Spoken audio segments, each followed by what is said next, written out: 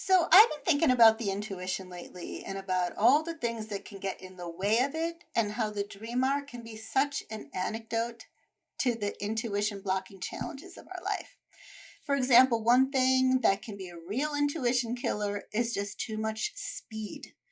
How many of us are just hurling through our lives, running from one thing to another, often from one screen to another, surrounded by noise and mounting clutter and countless distractions, right? There are just so many of us, and I'm counting myself in this group, who are just moving too fast. And I'm not talking about like the beautiful, elegant speed of someone who is intuitively surfing an ocean wave or riding a mountain bike through the forest. You know what I'm talking about. I'm talking about the kind that is not grounded in a flow state or a state of interconnectedness. It's the kind that's fragmented, ungrounded, and distracted. When we're going fast in a million different directions, it can be so difficult to feel and tune into our intuition, much less follow it.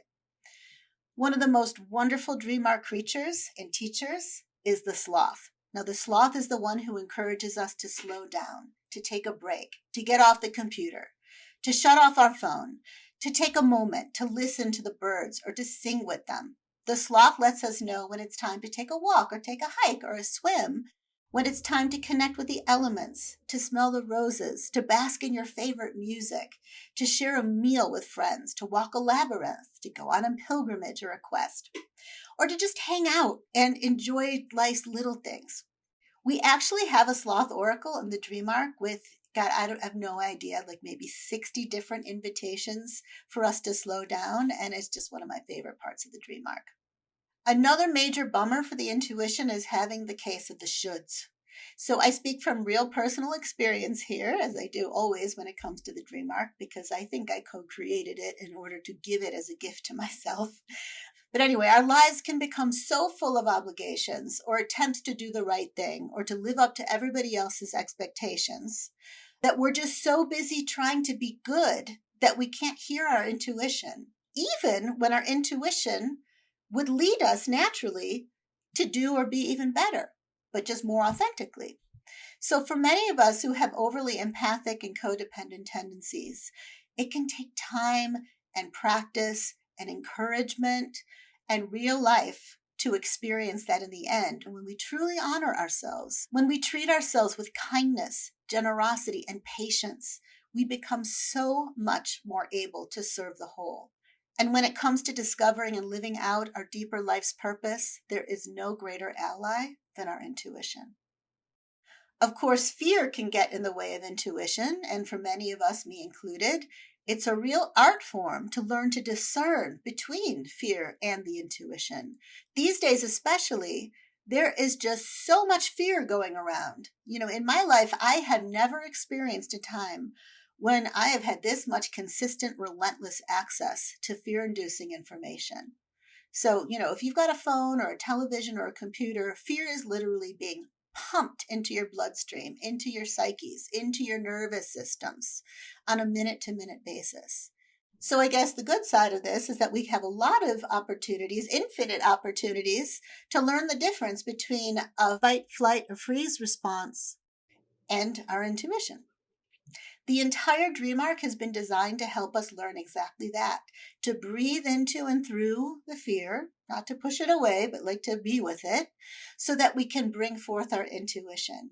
And then it gives us countless opportunities to hone, trust, and follow our intuition. Nobody who enters the dream arc with a full heart does the same journey. There's a structure, yes, but it's largely symbolic and it's very loosely held. So choices are made not through logic, but through the intuition. So you might click on a symbol that draws you in, or an image that intrigues you, or an oracle. The dream arc is just chock full of oracles. Or you might click on an experiential invitation that leads you on a real life journey or an adventure out into nature, or deep into your relationships, or into your dreams, or more fully into your life purpose.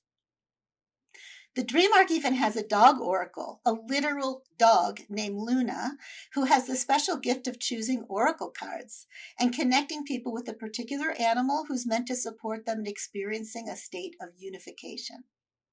We've got a sound oracle where you're encouraged to intuitively choose an animal to work with simply by listening to the sound that it makes. There are times in the Dream Arc adventure where you're going to be asked to intuitively choose a friend who will then intuitively decide your next quest in your journey on your behalf. One thing I love about the Dream Arc is that your life becomes your curriculum. So if you're walking down the street and a toad just kind of hops in front of you, then that toad is your teacher for as long as it feels intuitively correct for you.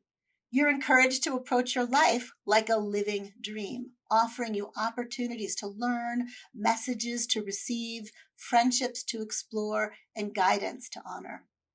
Animals, of course, are at the heart of the Dream Arc. Animals are wonderful teachers in so many ways. They hold rich archetypal meaning, as Richard Rudd shares so profoundly about in the Dream Arc Animal Codex. Most people who interact with the Codex find the guidance from the animals there to be incredibly relevant to them and life-changing. More literally, animals also help us get in touch with our own animal intuitive instinctive nature simply by modeling it for us, right? In infinite numbers of ways. They're constantly showing us what it looks and feels like, or what it can look and feel like to be in harmony with the environment, with nature. Now, luckily for us, they show up in our lives all of the time. So they're always just there waiting for us to notice them, to honor them, to open up to their messages, their modeling, their embodied wisdom. Animals also so easily bring up authentic and visceral responses in us, whether it's awe or fear or longing or inspiration. Simply by existing, they naturally help us get in touch with feelings, with states and memories that might otherwise remain inaccessible to us. And you do not have to sign up for an online program to learn from animals, right? They are here for all of us all of the time. And for that, I am deeply grateful.